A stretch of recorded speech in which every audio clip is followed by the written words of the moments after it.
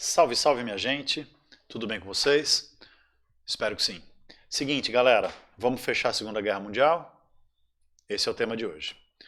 Vamos terminar nossa discussão a respeito de como é que se concluiu o conflito da Segunda Guerra Mundial. Para relembrar um pouquinho antes de avançar, sempre gosto de fazer isso, a gente está conversando sobre o momento da virada da guerra, né?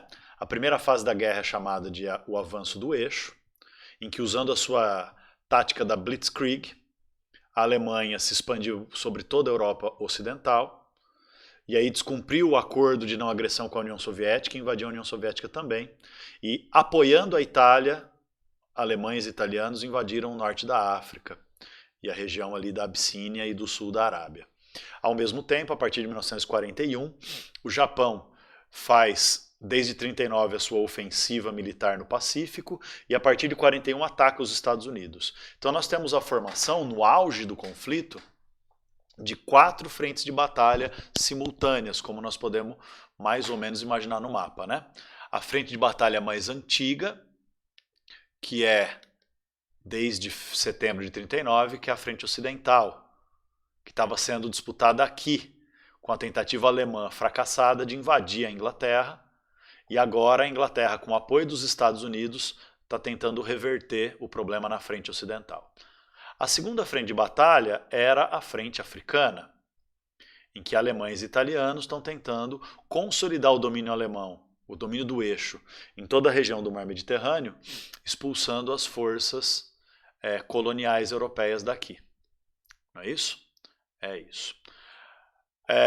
Também vai ter uma frente asiática, em que inicialmente Japão e Estados Unidos estão se enfrentando pelo controle de toda esta grande área japonesa. E a frente oriental, em que a Alemanha e a União Soviética estão se enfrentando também.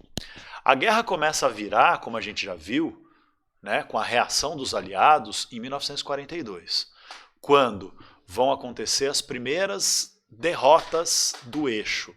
A primeira derrota é na Batalha Naval de Al-Alamein, em que o eixo perde o controle sobre o Mar Mediterrâneo. Depois, em Stalingrado, em 42, e a derrota do eixo em 43 faz com que a frente oriental seja a primeira frente de batalha em que os alemães começam a ser expulsos, né? Então, o início do fim da guerra está aqui em Stalingrado, entre 42 e 43. A derrota alemã aqui em Stalingrado vai levar a um recuo da Wehrmacht alemã e vai fazer com que, daí para frente, os soviéticos vão avançando, avançando, avançando, expulsando os alemães da própria União Soviética, das chamadas repúblicas bálticas, né, Letônia, Estônia, Lituânia, da Ucrânia, da Bielorrússia, depois da Polônia, e nesse caminho é que os soviéticos vão ser responsáveis por liberar a maior parte dos campos de concentração que ficavam na Polônia, Auschwitz, Treblinka, Dachau e outros, que eram campos de concentração, né, de prisioneiros de guerra, prisioneiros inimigos do regime, comunistas, judeus, ciganos, etc., mas que tinham se tornado, alguns deles, principalmente o campo de Auschwitz, tinha se tornado um campo de concentração. Já era. Tinha se tornado agora um campo de extermínio, com finalmente a ordem chamada de Solução Final para a Questão Judaica, que as forças nazistas decretaram que, diante do início da derrota do eixo, pelo menos a Alemanha ia livrar o mundo da praga judaica, com todo aquele preconceito antissemita típico do regime nazista. E aí vários campos de concentração na Polônia, na Alemanha e até mesmo na Itália e em outros países ocupados, começa a se tornar campos de extermínio e eliminação em massa, uma quase máquina de assassinato, uma quase indústria da morte para eliminar os judeus. Também teve muita morte de comunista, muita morte de cigano, mas 6 milhões, calcula-se que 6 milhões de judeus foram assassinados. Os judeus chamam esse episódio de o Holocausto Judaico. O Holocausto é um termo usado na religião judaica para um ritual de sacrifício a Deus.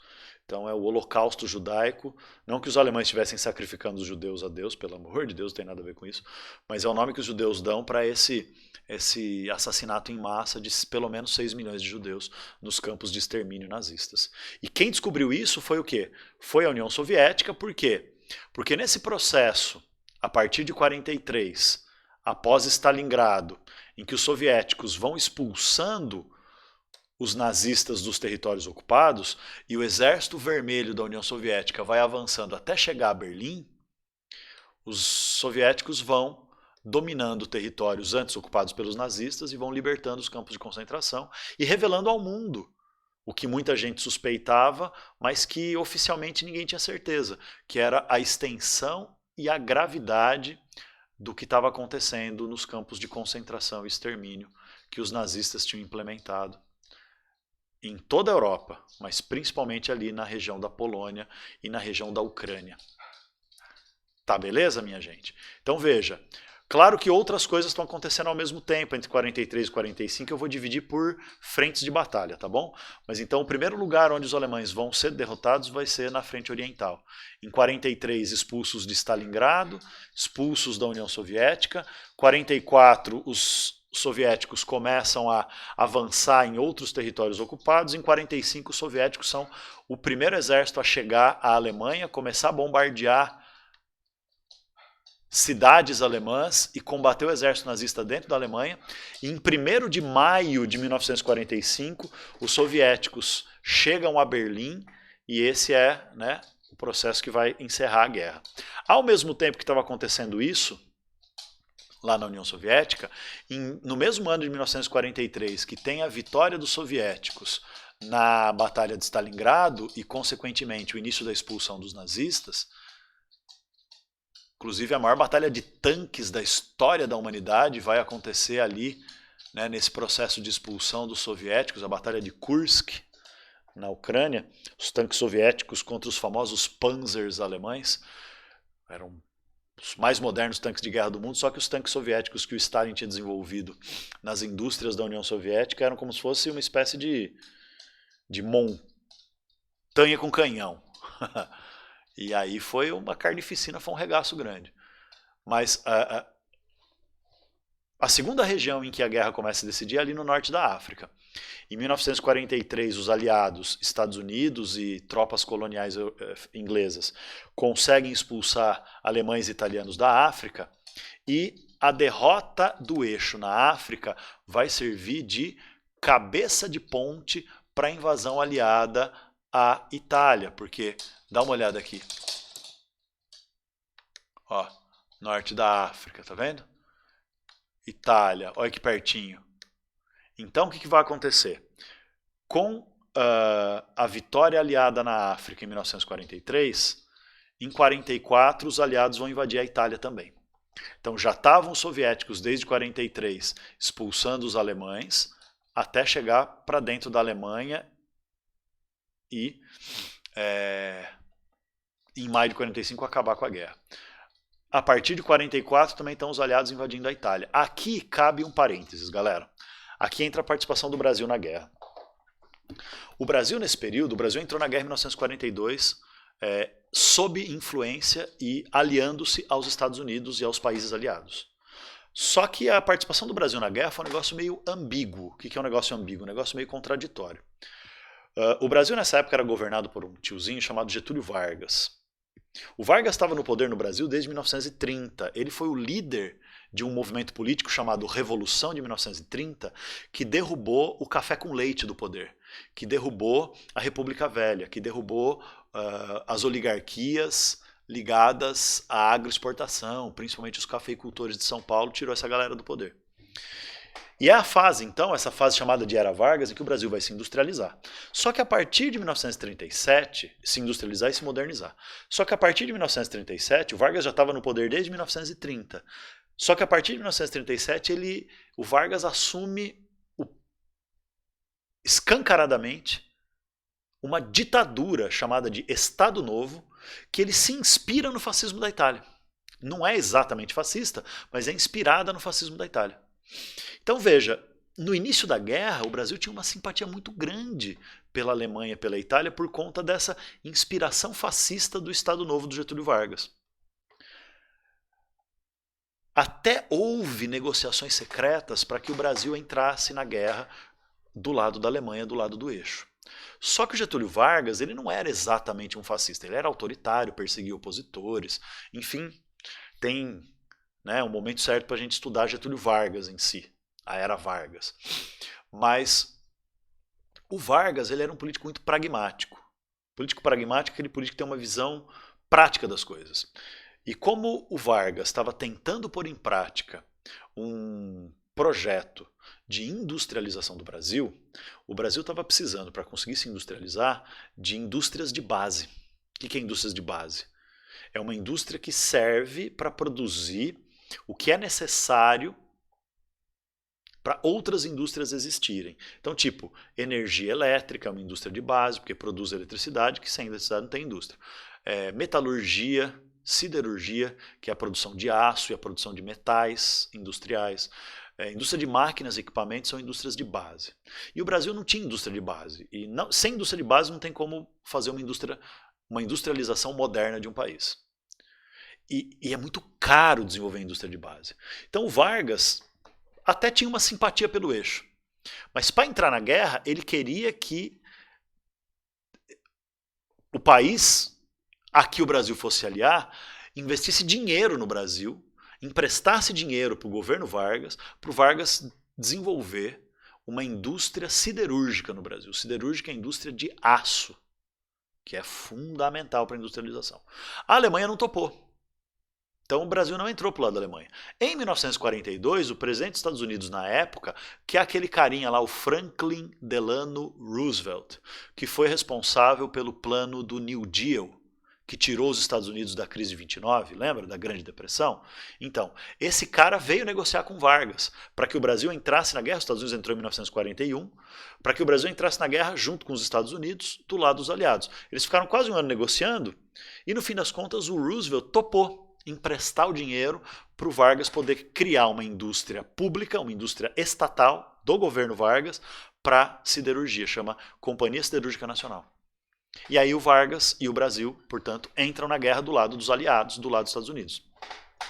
Só que dessa vez a participação do Brasil vai ser realmente importante. Aqui na guerra no sul da Itália, na desnazificação da Itália, na expulsão de nazistas e fascistas da Itália, a Força Expedicionária Brasileira, que é o nome das tropas que o Brasil enviou para a guerra, vai ter uma participação fundamental e decisiva. Diferente da Primeira Guerra Mundial, que a participação do Brasil acaba até virando uma certa piada, na Segunda Guerra não.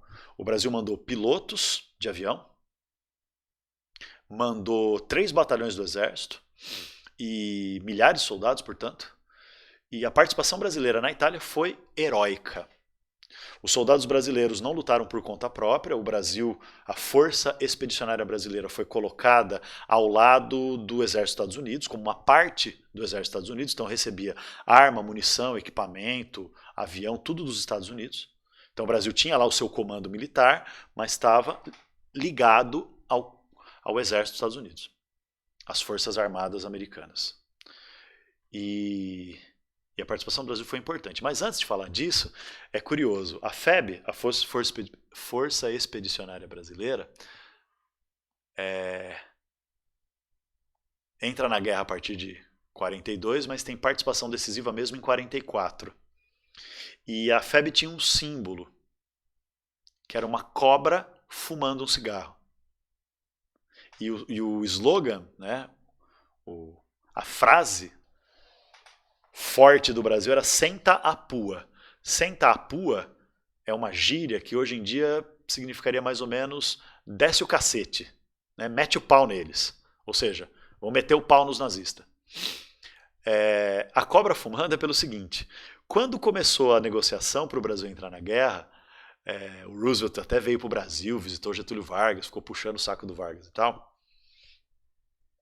Os jornais diziam, e as pessoas na rua também diziam, que era mais fácil uma cobra fumar do que o Brasil entrar na guerra. Aí como o Brasil entrou na guerra contra a Alemanha, contra o eixo, quer dizer, era mais fácil uma cobra fumar que o Brasil entrar na guerra contra o nazismo, o fascismo, os países do eixo. Como o Brasil acabou entrando ao lado dos Estados Unidos contra o eixo, os soldados brasileiros na guerra usavam esse símbolo, a cobra fumando, porque se o Brasil entrou na guerra contra o eixo, é porque a cobra fumou. E agora, a partir disso, no Brasil, hoje a gente nem usa mais essa gíria, mas a cobra vai fumar virou uma gíria do tipo, o bicho vai pegar. O pau vai comer. Que é a cobra vai fumar, era o símbolo e o slogan também dos pracinhas, né? Pracinhas é o nome que se dá ao soldado comum. Porque quando um soldado se alista, se diz que ele senta a praça, ele fixa um local de serviço militar, senta a praça, pracinha. Então os soldados brasileiros, os pracinhas brasileiros foram para a guerra e lutaram lá na Itália. E foram fundamentais para quê? Para em 44 derrubar a resistência italiana no norte da Itália e facilitar a invasão dos aliados à Itália e a derrubada do Mussolini. Então veja, a partir do norte da África, nós temos então um segundo ponto de avanço. A invasão da Itália, a partir de 43, até a queda da Itália. No final de 44, 90% da Itália já estava sob domínio aliado. Só faltava um pedacinho no norte da Itália, que era onde Mussolini estava escondido, que é do lado da Áustria. Eu mostro aqui no mapa para você. Essa regiãozinha aqui da Itália, ó, aqui, bem pertinho da Áustria, era onde estava escondido Mussolini numa fortaleza e eram tropas nazistas alemãs. Por quê? Porque não só as forças aliadas, Estados Unidos, Brasil e outros, participaram dessa desnazificação da Itália, mas também os próprios italianos antifascistas. Na Itália surgiu um movimento muito forte antifascista chamado Partigiani. Lembra que eu falei dos partisans? É o mesmo movimento, só que o nome italiano é Partigiani, que são os voluntários populares antifascistas. Na França eles são chamados de resistência francesa. No leste europeu, em regiões como Iugoslávia, ali, Bulgária, eles são chamados de partisans. Na Itália, partigiani, que é a população comum que, por iniciativa própria, se organizava para apoiar a luta contra os nazistas e os fascistas, apoiar a luta dos aliados contra o eixo. E aí então, partigiani italiano, Brasil, Estados Unidos, estão quase ganhando a guerra ali na Itália. Só faltava vencer o exército nazista, que estava bloqueando a passagem dos aliados e protegendo Mussolini para não ter invasão da Áustria e, consequentemente, invasão da Alemanha pelo sul. Então essa é a segunda frente de batalha, ali na Itália. A primeira frente de virada na guerra, a frente oriental soviética. A segunda, a frente africana, que depois virou frente italiana. A terceira, a frente japonesa, né? Os Estados Unidos já estavam vencendo o Japão. E na Europa, para acabar com a guerra, só faltava a frente ocidental. É o último lugar onde a guerra vai virar. E vai começar a virar a partir do dia 6 de junho de 1944, que é o famoso Dia D, o dia decisivo, que é o desembarque das tropas aliadas nas praias da Normandia, no norte da França. Está aqui, ó. Tropas da Inglaterra e dos Estados Unidos vão invadir aqui a região do norte da França para começar a expulsão dos nazistas da Europa Ocidental também. Veja que isso é mais de um ano depois do avanço dos soviéticos lá na frente oriental. Tá bom? Esse aqui é considerado o dia mais importante da guerra, que virou a guerra, porque a partir daqui as tropas alemãs vão ser expulsas da França, a França vai ser libertada do domínio nazista, o governo colaboracionista francês do general Pétain vai ser derrubado, a República de Vichy lá na França vai acabar, e a França vai se tornar também um país aliado, né? Os membros da resistência francesa e o exército francês vão lutar agora também aliados à Inglaterra e aos Estados Unidos e à União Soviética contra a Alemanha, contra o eixo. Mas, honestamente, não é esse o dia mais importante, não é essa a batalha mais decisiva. A batalha mais decisiva que começou a virar guerra foi a Batalha de Stalingrado. Em todo caso, a gente quase não ouve falar da Batalha de Stalingrado e ouve muito falar do dia D em filmes, em livros e tal, porque depois que a Segunda Guerra Mundial acaba, vai começar um novo conflito entre Estados Unidos e União Soviética, que é a chamada Guerra Fria. Como nós estamos no Brasil, e o Brasil fazia parte do bloco dos países aliados aos Estados Unidos, a gente ouve uma história da Segunda Guerra contada a partir da ideologia dos Estados Unidos, que nunca vai falar que a União Soviética foi mais importante, apesar de ter sido. Aí tem também a guerra lá no Oceano Pacífico, lá na Ásia, contra o Japão, e beleza, a guerra vai acabar, olha só. Em abril de 1945, 30 de abril, Mussolini é pego lá, no final de abril, quer dizer, Mussolini é pego lá no sua fortaleza e é morto pelos partigiani. Os italianos antifascistas desfilam com Mussolini enforcado no jipe por várias cidades do norte da Itália. E a esposa dele junto. No dia 1º de maio, os soviéticos chegam a Berlim. Como Hitler, além de ser anticomunista, era racista, ele achava que os eslavos, os russos são um povo eslavo, os eslavos eram um povo inferior que tinha que ser escravizado pelos alemães. Então, de jeito nenhum, ele aceitava a ideia de ser derrotado pela União Soviética. Então, quando os soviéticos chegaram a Berlim e estavam bombardeando a cidade, e no dia 1º de maio eles vão tomar, na madrugada do dia 30 para o dia 1º, Hitler se matou na sua fortaleza, que era o bunker da chancelaria lá em Berlim, e deu ordem para os seus soldados queimarem o seu corpo. Surgiu aí uma teoria da conspiração, mas eu falo disso depois. Tá? E aí, no dia 8, o Hitler deu ordem para que os comandantes nazistas que continuaram vivos continuassem a guerra até a chegada dos Estados Unidos, da Inglaterra e da França, que aconteceu no dia 8, uma semana depois, 8 de maio. Aí, aqui a Alemanha se rende e a guerra continua apenas lá na frente ocidental. Né? A Itália já tinha sido derrotada, a Alemanha é derrotada e a guerra na Europa acabou, então, no dia 8 de maio de 1945. Pois bem, aí o desenrolar todo mundo já sabe, né? Os Estados Unidos estavam vencendo a guerra lá contra o Japão também, mas o Japão estava resistindo, porque a cultura japonesa de origem samurai é uma cultura da honra militar e de não aceitar a desonra da derrota. Então é lutar até a morte ou, se for derrotado mesmo, se matar como um sacrifício em nome da honra. Então os japoneses estavam lutando até o último homem. Só que os Estados Unidos, para acabar com a guerra, usando como justificativa duas coisas. Primeiro, que os Estados Unidos não queriam mais que soldados jovens americanos tivessem que lutar e pudessem morrer na guerra. E segundo, uma vingança pelo ataque surpresa japonês em Pearl Harbor. Os Estados Unidos fez o ataque mais covarde da história da humanidade, que é o lançamento das 2 bombas atômicas no começo de agosto de 45, dia 3 e dia 6, nas cidades de Hiroshima e Nagasaki. Por que é um ataque covarde? Porque foram sobre cidades, não foram sobre alvos militares nem nada disso. Tá bom, bombardear a cidade era normal, mas bomba atômica destrói tudo o que existe naquela região onde a bomba cai. Então, quer dizer, não tem nem como a população civil se defender. Se você olha, e eu recomendo que você olhe, fotos de Hiroshima e Nagasaki depois da explosão das bombas atômicas, num raio de 10 km não sobrou nada. Sobrou nada, nada, nada, nada. Centenas de milhares de pessoas, principalmente pessoas que não tinham nada a ver, quer dizer, nada a ver, não eram soldados da guerra, velhos, crianças, enfim, mulheres, morreram carbonizados pela força e pelo calor da explosão. Aí, com isso, os japoneses se rendem. O presidente dos Estados Unidos na época já não era mais o Roosevelt, era um outro cara chamado Harry Truman. O Truman, além de lançar as bombas atômicas sobre o Japão, ele humilha a cultura japonesa, porque você está ligado que na cultura japonesa o imperador é um ser sagrado.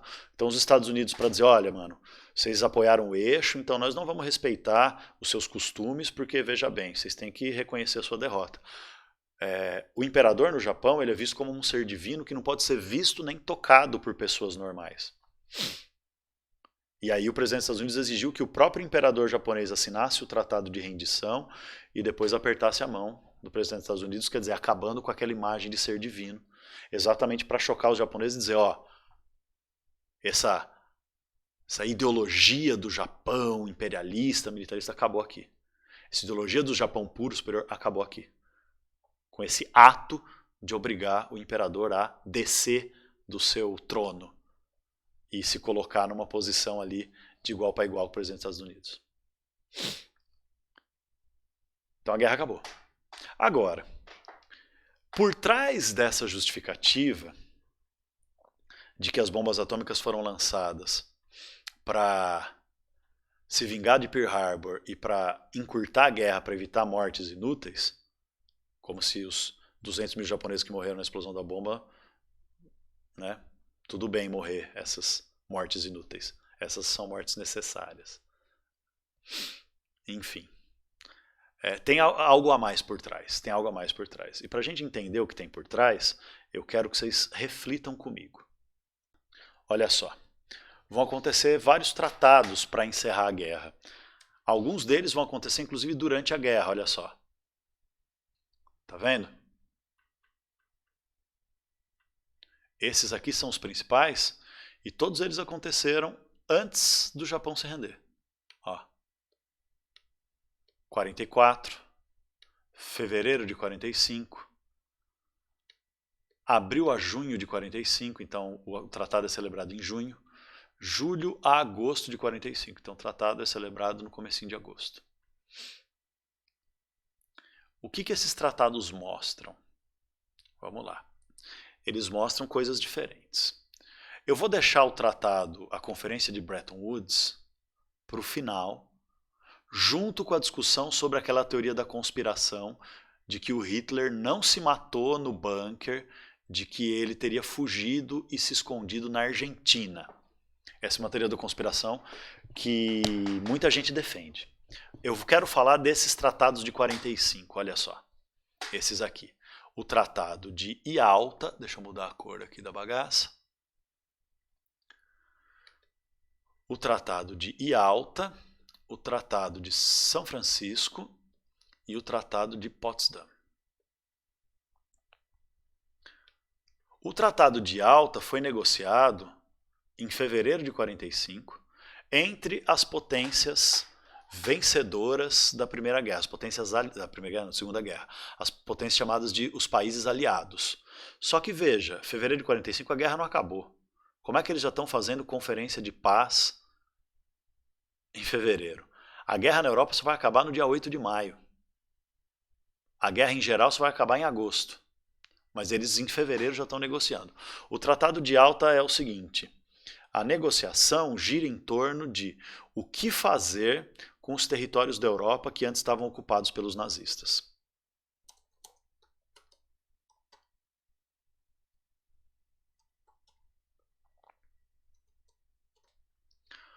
O Tratado de Yalta definiu as diretrizes gerais de como é que ia ser o encaminhamento da Europa e do mundo após o final da guerra. Então, o que a Conferência de Yalta vai dizer? Vai dizer o seguinte: olha, todas as regiões da Europa que foram liberadas do domínio nazista pelo avanço do Exército Vermelho da União Soviética vão se tornar uma zona de países sob a influência, controle militar e controle econômico da União Soviética. Então, esses países do leste europeu que foram liberados do domínio nazista pelo avanço da União Soviética vão formar um bloco de países socialistas aliados da União Soviética. É o início da Guerra Fria, gente. É o início da Guerra Fria.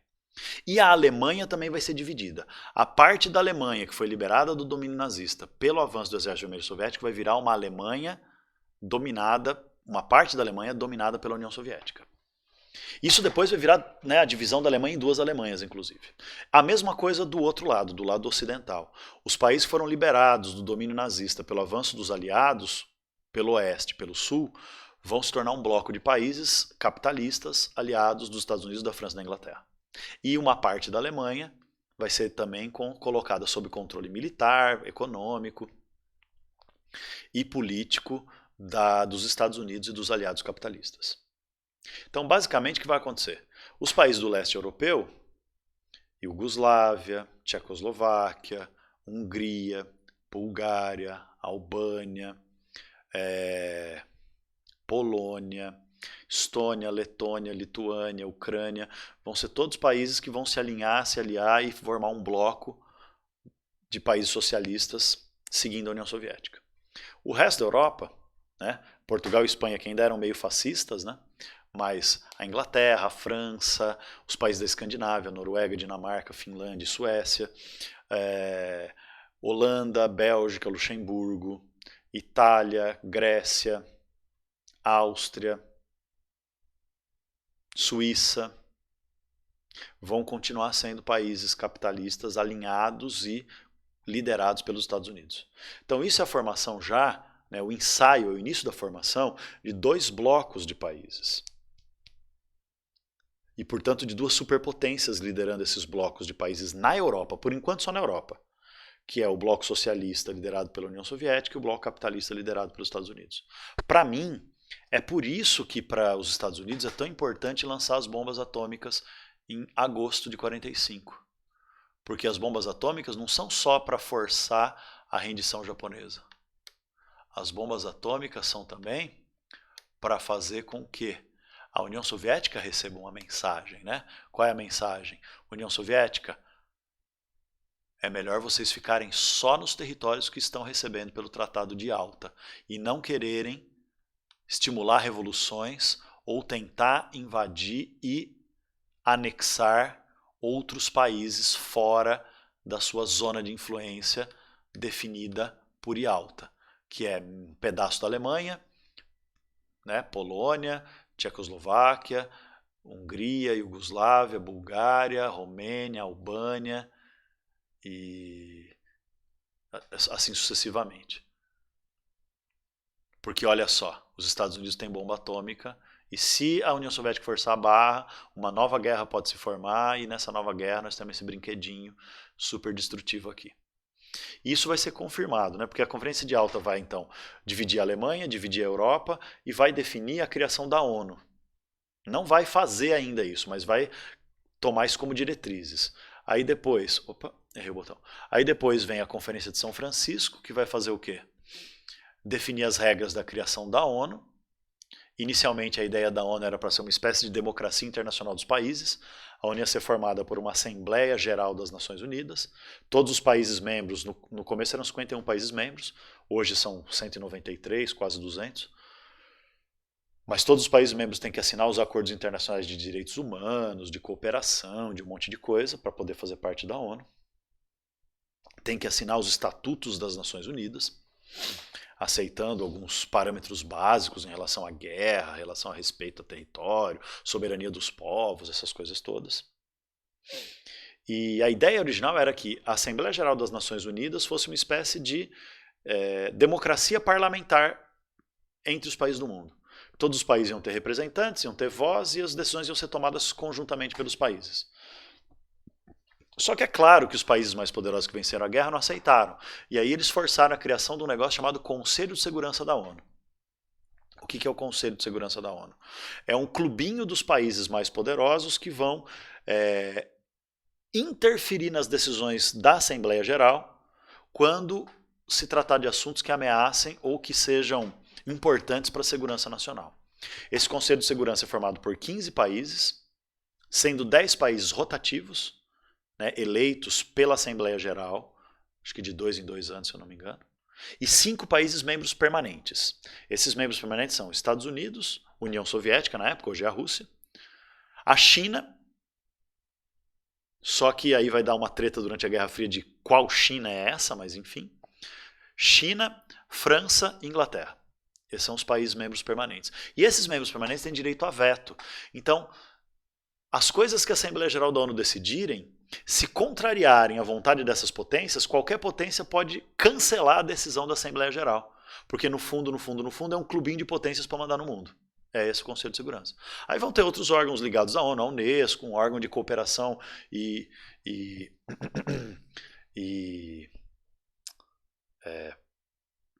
cooperação e planejamento econômico e tal. Vai ter a FAO, que é a questão da fome, alimentação e agricultura, enfim.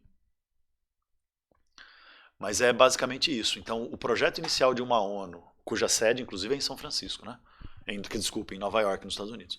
O projeto inicial de uma ONU como uma democracia mundial acaba virando uma ONU liderada pelas potências vencedoras da guerra. Mas, em todo caso, a ONU vira uma espécie daquilo que a Liga das Nações, que foi criada depois da Primeira Guerra, não foi.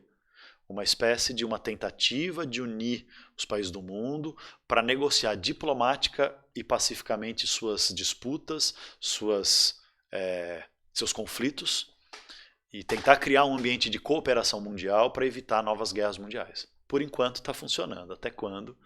Não sabemos.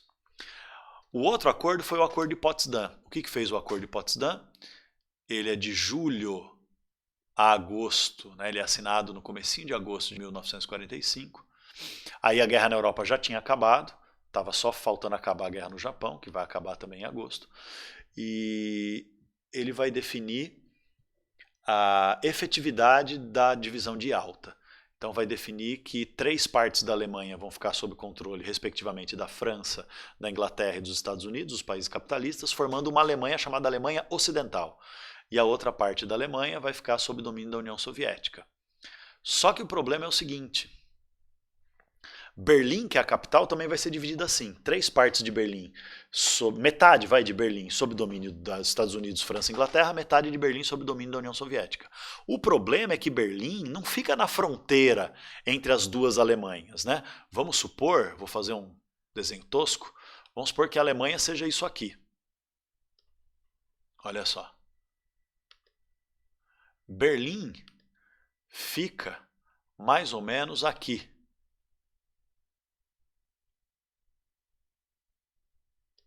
E onde que passava a separação entre as duas Alemanhas? Mais ou menos aqui. Então quer dizer, Berlim ficava no meio da Alemanha Oriental, que é a Alemanha socialista ligada à União Soviética. E essa aqui é a Alemanha Ocidental, ligada aos Estados Unidos, que é a República Federal Alemã, a Alemanha Ocidental, a Alemanha capitalista, e a República Oriental Alemã, a Alemanha socialista, chamada República Democrática Alemã, Alemanha Oriental, Alemanha Socialista, ligada à União Soviética. Então veja, Berlim está no meio do território aqui. Bem mais tarde, não é agora, mas bem mais tarde, em 61, quando vai ser construído o Muro de Berlim, ele vai ser um muro cercando Berlim Ocidental. Cercando a cidade capitalista, que virou uma ilha de capitalismo no meio da Alemanha socialista. Mano, isso vai dar uma treta animal mais tarde. Por quê? Porque a história do mundo depois desses tratados, na segunda metade do século XX, é a história da chamada Guerra Fria, que é a divisão da Europa primeiro e depois do mundo inteiro em 2 blocos de influência. Um bloco socialista, um bloco capitalista, um bloco de aliados da União Soviética, um bloco de aliados dos Estados Unidos. E a Alemanha vira o principal palco dessa disputa, que por várias vezes quase vai virar uma guerra mundial. Mas isso não é assunto para agora, é assunto para mais tarde. Aí, para a gente encerrar essa aula sobre Segunda Guerra, eu quero falar de 2 coisas. A primeira coisa é a teoria da conspiração lá do Hitler. Né? O Hitler se mata em 1945, na madrugada de 30 de abril de 45. Ele dá ordem para o corpo dele ser queimado, porque ele não queria que o corpo dele fosse usado de troféu pelos soviéticos, pelos comunistas eslavos sujos, que ele considerava inferiores, que deveriam ter sido destruídos, mas não foram. Então nunca ele ia aceitar a humilhação de perder a guerra para a União Soviética. Mas tem uma conspiração de que ele se fingiu o seu suicídio, se escondeu, né, se disfarçou no meio da multidão como um refugiado de guerra e conseguiu fugir da Alemanha. Essa teoria da conspiração vem de alguns fatos reais.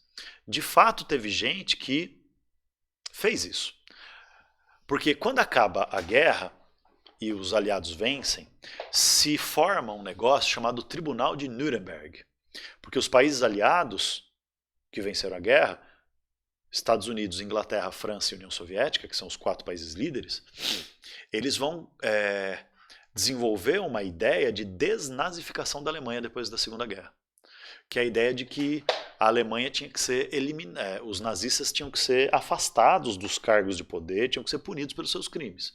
Então tem o Tribunal de Nuremberg para iniciar isso. A ideia original era limpar a Alemanha de nazistas. Só que perceberam que não tinha como, né? Porque acabou a guerra, a Alemanha vai ter que se recuperar, se reconstruir e tal, porque perdeu a guerra, mas a Alemanha é um país importante da Europa, não tem como, né, cagar para a Alemanha. E como é que vai reconstruir um país onde, sei lá, 40% dos engenheiros eram membros do partido nazista durante a guerra? 60% dos médicos eram nazistas, filiados ao partido. Então não dava para desnazificar a sociedade. Então o que aconteceu foi que os nazistas de baixa patente, os nazistas comuns, membros do partido, tal, pessoas que não tinham poder dentro do sistema nazista, simplesmente fingiram que não eram mais nazistas e a vida continuou como estava indo. Beleza. Inclusive, muitos sobreviventes judeus de campos de concentração não quiseram mais viver na Alemanha depois da guerra, obviamente, porque tinham medo de encontrar soldados dos campos de concentração que não tinham sido punidos pelo Tribunal de Nuremberg por serem consideradas pessoas comuns que estavam só, né, seguindo ordens e tal. Mas os comandantes foram presos, alguns cometeram suicídio, outros foram condenados à prisão perpétua, outros foram condenados à pena de morte. Né? Desnazificação da Alemanha. Só que teve alguns que escaparam. Por quê? Porque depois da guerra foi um caos. Caos de prisioneiros de guerra sendo transportados, prisioneiros de guerra aliados sendo libertados, prisioneiros de guerra alemães sendo transportados para campos de prisão, né, campos de concentração, de prisão de guerra, para serem julgados, a maioria deles. Refugiados, gente sem teto, sem casa, nas cidades devastadas e tal. E tem casos documentados de importantes membros da SS, que era aquela tropa de elite do exército nazista, que conseguiram escapar no meio desse caos.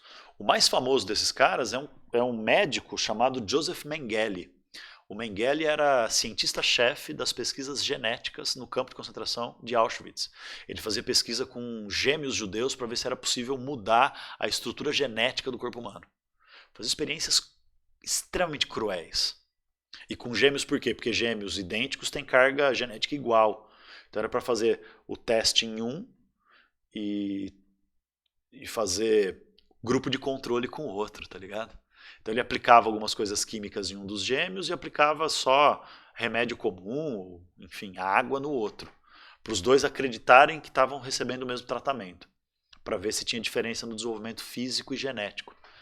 Horrível, horripilante. Assim. Os livros que relatam a experiência dos experimentos científicos nos campos de concentração são assim devastadoras, de derrubar a gente.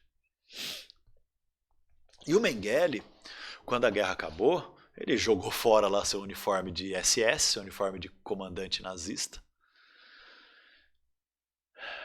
se fingiu de refugiado e conseguiu escapar da Alemanha.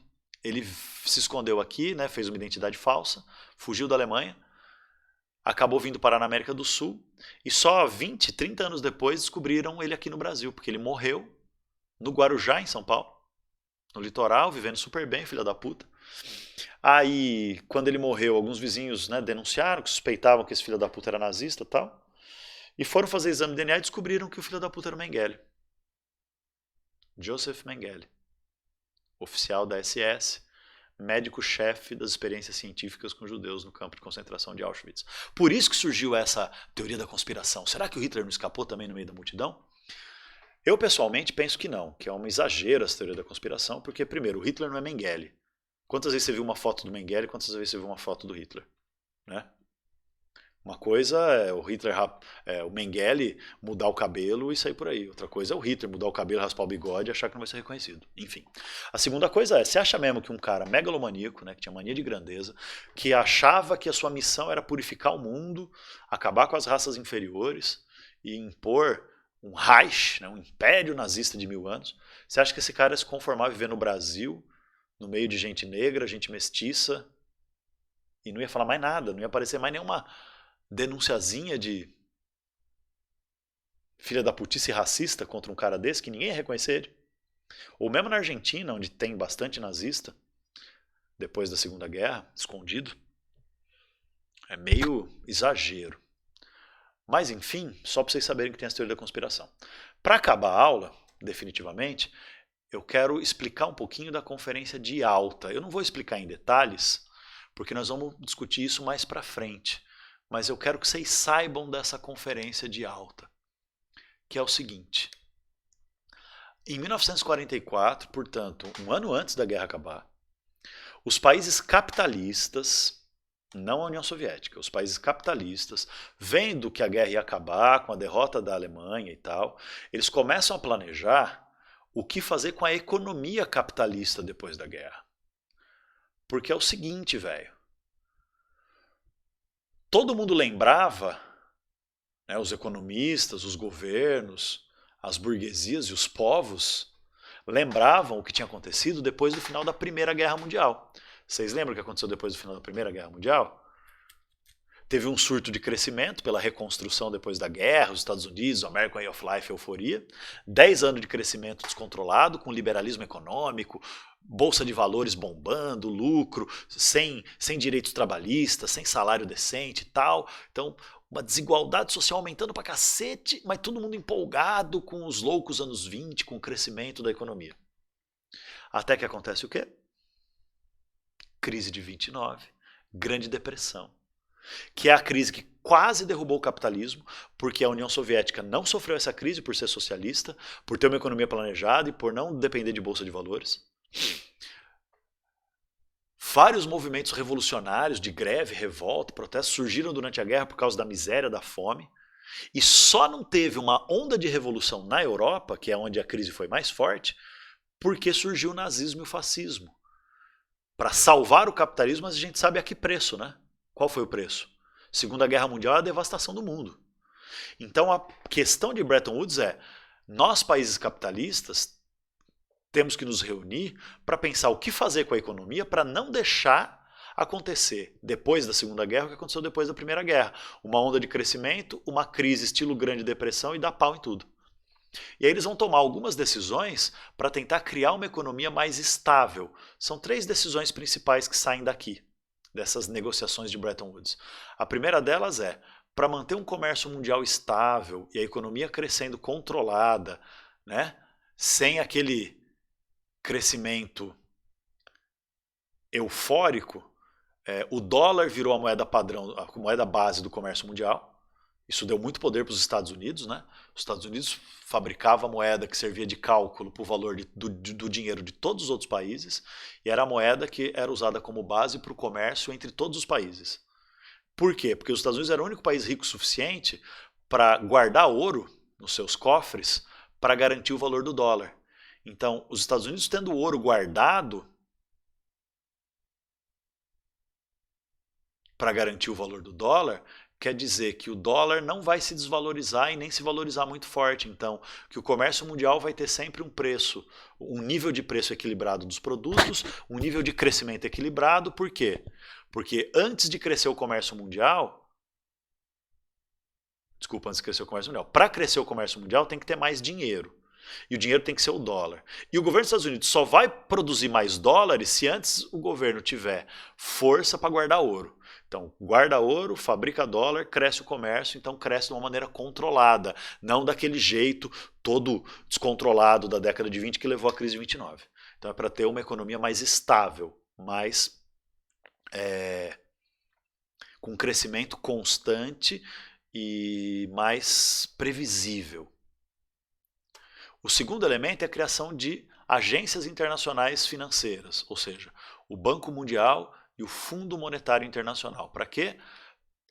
Para, se desse sinais de uma nova crise, ter uma reserva de dinheiro para fazer empréstimo. O Fundo Monetário Internacional é isso. Os países ricos guardarem dinheiro para fazer empréstimo para países pobres tentar se desenvolver e evitar crises. E o Banco Mundial a mesma coisa, é para criar, como se fosse um banco dos países mais ricos, para criar regras para o desenvolvimento do mundo inteiro, para regras para o funcionamento da economia do mundo inteiro. Então, para não ter aquele liberalismo todo.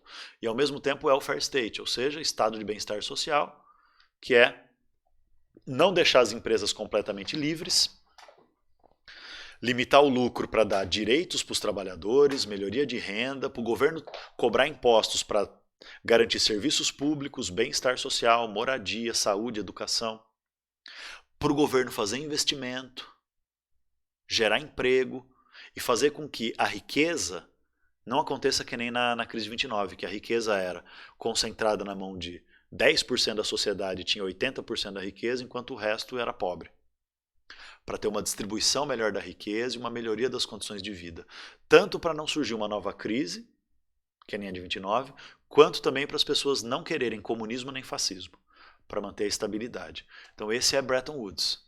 A Conferência de Bretton Woods é uma tentativa de criar um novo capitalismo mais estável, mais equilibrado, com um crescimento econômico forte, mas sem tanta concentração de capital, com mais distribuição de renda e bem-estar para a sociedade, para evitar revoltas e evitar crises. Tudo bem? Esse é o cenário, então, esse é o mundo que sai da Segunda Guerra Mundial. Um mundo devastado, destruído, com 40 milhões de mortos, 30 milhões de feridos, prejuízos gigantescos, mas um mundo que vai tentar se reconstruir ou com a força dos Estados Unidos ou com a força da União Soviética, porque vai ser um mundo da Guerra Fria, um mundo dividido em dois blocos, dividido em dois estilos de sociedade, o capitalismo e o comunismo. E dos países capitalistas, um mundo direcionado pelo Acordo de Bretton Woods. Tá bom, minha gente? É isso então. Muito obrigado pela atenção de vocês e até a próxima. Tchau, tchau.